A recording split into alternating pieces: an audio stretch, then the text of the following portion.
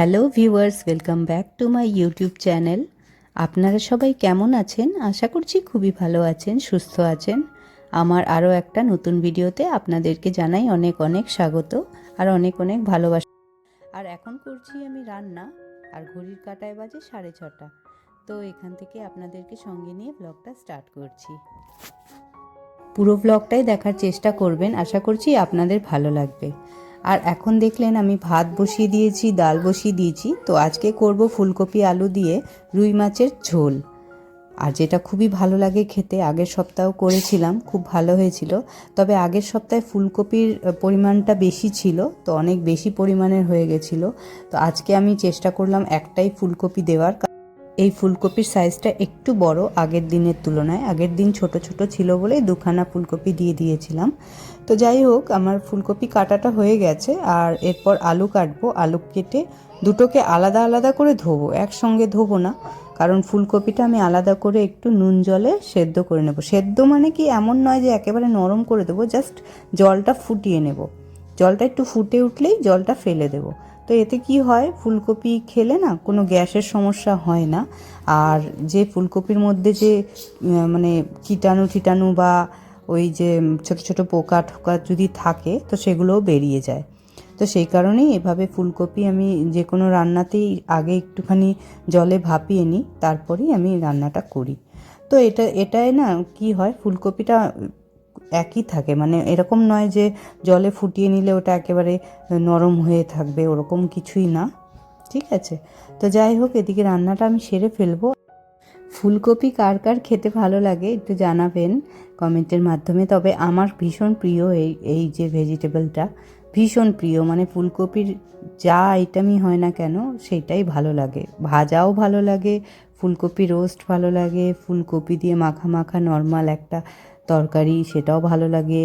তারপর এই ফুলকপির ডালনা আর মাছের ঝোল, ফুলকপি আলু দিয়ে, ফুলকপি চিংড়ি দিয়ে, সবটাই ভালো লাগে। মানে ফুলকপিটা এমনিতেই একটা মানে টেস্টযুক্ত সবজি বলা যায়, খুব ভালো লাগে খেতে। তো সেই কারণে মাছের ঝোলটা যেহেতু আগের সপ্তাহে খুব ভালো খেয়েছিলাম, তো ভাবলাম যে এই সপ্তাহেও করা যাক একটা দিন। আর যেহেতু রুই মাছটা ফুলকপি দিয়ে করলেও রুই মাছের স্বাদটাও একটু বেড়ে যায়। আর আপনারা এর সাথে একমত কিনা আমাকে জানাবেন, আমার তো এরকম মনে হয়। যাই হোক, এর সঙ্গে আবার আজকে রুই মাছের তেলের বড়াও করব। মানে আগের দিন যে রুই মাছটা আমার হাজব্যান্ড আনলো, সেই রুই মাছটা কাটার পর একটু তেল বেরিয়েছিল, তো সেই মাছের তেলটাই নিয়ে চলে এসেছে। মানে আলাদা করে তেল কেনা হয়নি, যেই মাছটা আমরা আর কি কিনলাম সেই মাছেরই এটা তেল। তো ভাবলাম একটুখানি বড়া করে নিই। তো পাশের কড়াইতেই, ছোট কড়াইটায় আমি বড়া করে নিচ্ছি। আর রুই মাছের বড়াটাও আমার বেশি ভালো লাগে। কাতলা মাছেরটা যদিও বেশি লোকজন কাতলা মাছের তেলটাই পছন্দ করে বেশি, কিন্তু আমার জানি না বেসিক্যালি কেন রুই মাছের তেলটা বেশি খেতে ভালো লাগে।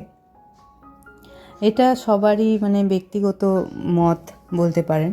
আমার হাজব্যান্ডও রুই মাছেরটাই বেশি ভালোবাসে। কাতলা মাছেরটা কি বলুন তো, অতিরিক্ত চর্বি হয়। মানে ওটা ধুতে যখন যাই তখনই দেখি হাতে গাদাখানি চর্বি লেগে আছে, সাবান দিয়ে ভালো করে হাত না ধুলে যেন পোষাই না। আর বোঝাই যায় যে কত পরিমাণ চর্বি থাকে ওতে। তো যাই হোক, রুই মাছও খুব একটা যে কম থাকে তা না, রুই মাছটাও একই, কিন্তু কাতলা মাছের তুলনায় একটু বেটার আমার মনে হয়। তো যাই হোক, এদিকে বড়াটাও হচ্ছে আর এদিকে আমি রুই মাছের ঝোলটাও করে নিচ্ছি। আর একটু জল দিয়ে আর একটু কিছুক্ষণ ফুটিয়ে নেব। মাছটাও ছেড়ে দেবো ফুটে উঠলে, তারপর কিছুক্ষণ ফুটিয়ে নিয়ে নাবিয়ে দেব।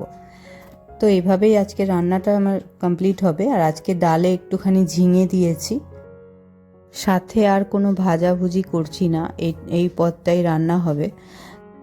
ন্যান্সিকে একটা মাছ ভাজা দেব, তাই জন্য ন্যান্সির জন্য আলাদা করে একটা মাছ ভেজে সরিয়ে রেখেছি।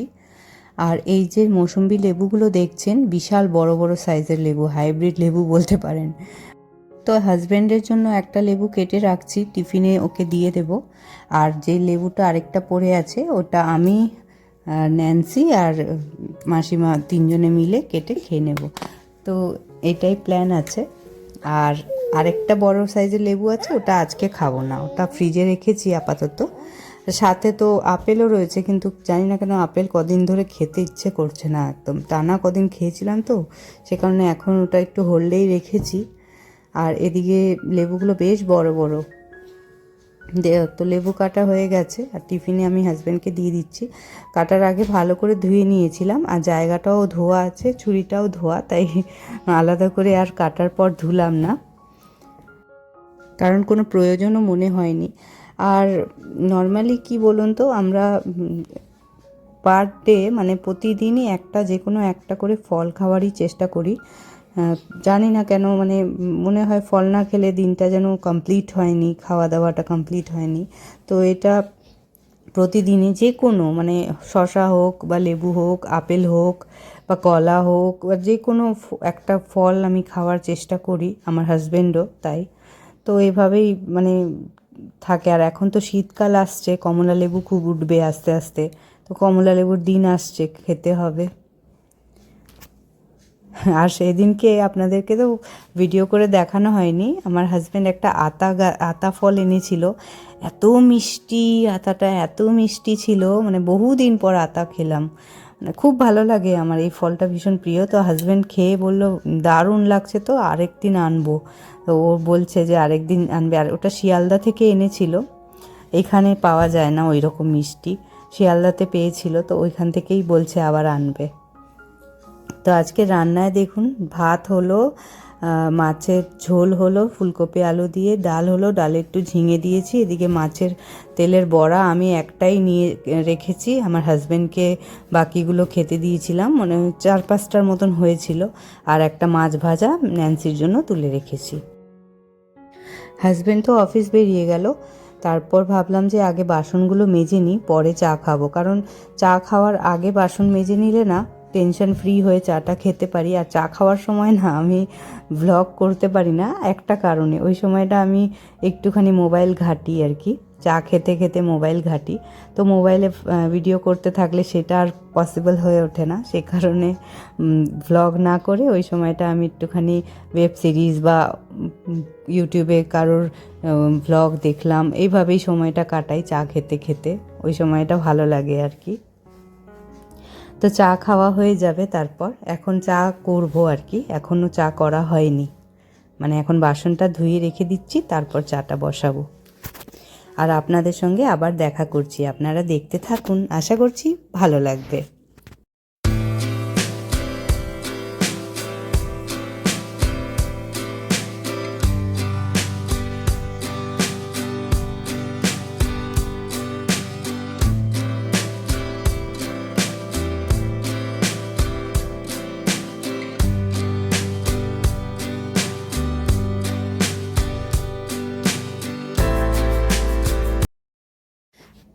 তো ন্যান্সি যেহেতু একটু লেট করে উঠেছে আজকে, মোটামুটি 8:30 নাগাদ উঠেছে, তো মাসিমা আসার পর উঠেছে, মানে মাসিমা তো 8টায় ঢুকে যায়, কিন্তু ওই তার অনেকক্ষণ পর ন্যান্সি উঠেছে।